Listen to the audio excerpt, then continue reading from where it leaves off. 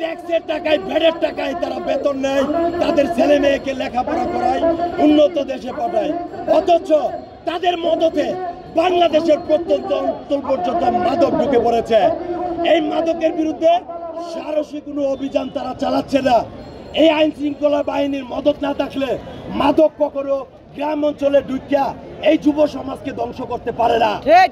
এই হাসিনার আইন শৃঙ্খলা বাহিনী মিল্লা মাদক গ্রাম অঞ্চলে পর্যন্ত পৌঁছাই দিছে, ফলে যুব সমাজের মস্তিষ্ক ক্রমান্বয়ে ধ্বংসের দিকে চলে যাইতেছে।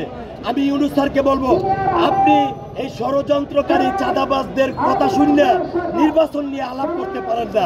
আমরা দেখি কিছু হয় নাই, আপনি রাজনৈতিক দলগুলো ডাকেন, হয় মিয়া আপনি কি বাংলাদেশের সমগ্র মানুষের কাছে যাইতে পারেন না? সমগ্র বাংলাদেশের মানুষ আপনার দিকে তাকায় হা করে তাকায় দিছে, অথচ আপনি বাংলাদেশের মানুষের কথা শুনতেছেন না।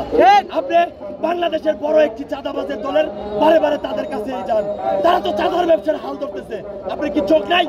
আপনি কি দেখেন না তারা কিভাবে চাঁদার জন্য বাড়িওয়ালাকে হত্যা করে?